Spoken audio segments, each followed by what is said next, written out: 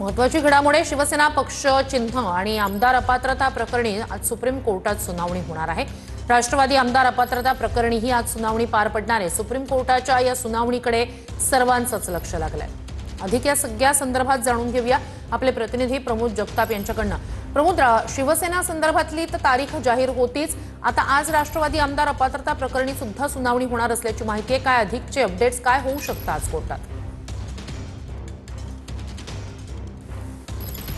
हा श्रुती शिवसेना पक्ष आणि चिन्ह ज्यावेळेस एकनाथ शिंदे यांना दिलेलं होतं निवडणूक आयोगानं, त्याविरोधात उद्धव ठाकरे सुप्रीम कोर्टामध्ये आलेले होते आणि त्या प्रकरणी मागच्या सुनावणीवेळी न्यायमूर्ती सूर्यकांत यांनी सांगितलेलं होतं की 12 तारखेला पुढच्या महिन्यामध्ये 12 नोव्हेंबरला आम्ही या प्रकरणी सुनावणी घेऊ असं कोर्टाकडनं जाहीर केलेलं होतं। त्यानंतर शिवसेनेचं आमदार अपात्रता प्रकरण म्हणजे ज्यावेळेस एकनाथ शिंदे यांच्यासोबत सगळे आमदार गेलेले होते गुवाहाटीला, त्यानंतर उद्धव ठाकरे यांच्या पक्षाचे आमदार सुनील प्रभू यांनी याचिका दाखल केलेली होती आणि राहुल नार्वेकर यांनी कुठल्याही आमदाराला अपात्र नाहीये त्याविरोधात सुप्रीम कोर्टामध्ये याचिका ती दाखल केलेली होती। त्या प्रकरणी देखील दुसऱ्या दिवशी ज्यावेळेस कपिल सिब्बलांनी प्रकरण मेन्शन केलं तेव्हा कोर्ट असं म्हणालं होतं की आमदार अपात्रता आणि पक्ष चिन्हाचं प्रकरण आम्ही एकत्रच ऐकू, म्हणजे 12 नोव्हेंबरला दोन्ही सुनावण्या होतील त्यावेळी कोर्टाकडनं स्पष्ट केलेलं होतं। आता दुसरा प्रश्न असा आहे श्रुती की ज्यावेळी शरद पवार यांच्या पक्षाच्या वतीनं जयंत पाटील यांनी हीच याचिका दाखल केलेली होती की अजित पवार यांच्या सोबत गेलेल्या आमदारांना देखील राहुल नार्वेकरांनी अपात्र केलेलं नाहीये। त्याही प्रकरणामध्ये कोर्ट असं म्हणालं होतं की शिवसेना आमदार अपात्रता प्रकरण आणि राष्ट्रवादी आमदार अपात्रता प्रकरण हे सारखंच आहे, त्यामुळे ती दोन्ही प्रकरणं आम्ही टॅग करून एकत्र ऐकू। त्यामुळे आज तिन्ही प्रकरणं कोर्टाच्या समोर लागलेली आहेत। नक्कीच त्यामुळे आज कोर्टात काय होतंय हे पाहणं अत्यंत महत्त्वाचं असेल।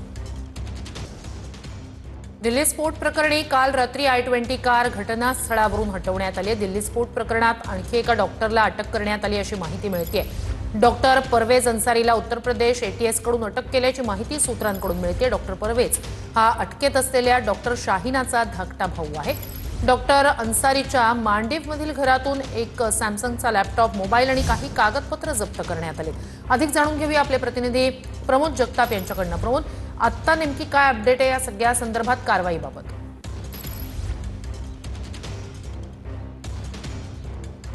श्रुती, खरं तर या घटनेच्या अनुषंगानं ATS असेल किंवा पोलिसांकडनं खूप ठिकाणी छापेमारी केली गेलेली होती आणि त्यानंतर अनेक लोकांना अटक केली गेली होती। अनेक डॉक्टर्सचं कनेक्शन आहे ते यात समोर आलेलं होतं। काल रात्री उत्तर प्रदेशमध्ये देखील ATSनं कारवाई केलेली होती आणि डॉक्टर शाहीनचा जो भाऊ आहे त्याला देखील काल अटक केलेली होती। आजही पोलिसांची किंवा ATSची कारवाई जी आहे ती कालच्या सारखीच सुरू राहील अशी परिस्थिती आहे। खरं तर या सगळ्या घटनेचा तपास जो आहे तो NIA कडे दिला गेलेला आहे, त्यामुळे NIA कडनं पुढचे कुठले धागेदोरे हातात लागतात हे देखील बघणं आता श्रुती महत्त्वाचं असणं आहे।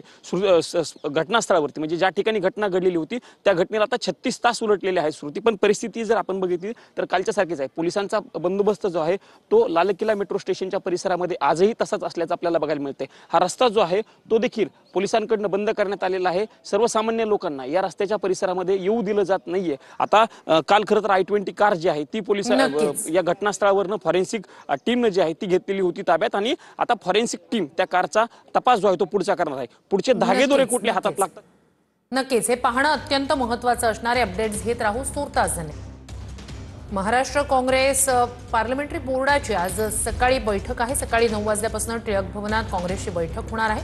हर्षवर्धन सपकाळ यांच्या अध्यक्षतेखाली ही महत्त्वाची बैठक असेल। स्थानिक स्वराज्य संस्थेच्या निवडणुकीत युती किंवा आघाडी करण्याबाबत आज निर्णय होणार आहे।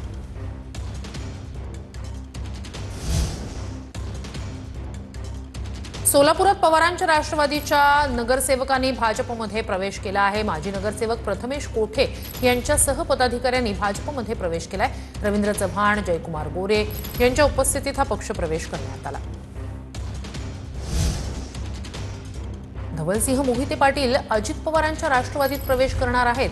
पुण्यातील कार्यालयात आज पक्षप्रवेश पार पडणार आहे। धवलसिंह मोहिते पाटील हे विजयसिंह मोहिते पाटील यांचे पुतणे आहेत। अकलूज नगर परिषदेसाठी अजित पवारांकडून ही चाचपणी सुरू आहे। मुख्यमंत्री देवेंद्र फडणवीस उद्या नाशिक दौऱ्यावर असतील। फडणवीसांच्या हस्ते 5657.89 कोटींच्या कामाचं भूमिपूजन होणार आहे। जिल्हा परिषदेच्या नवीन इमारतीच्या पहिल्या टप्प्यातील कामाचं देखील उद्घाटन होणार आहे।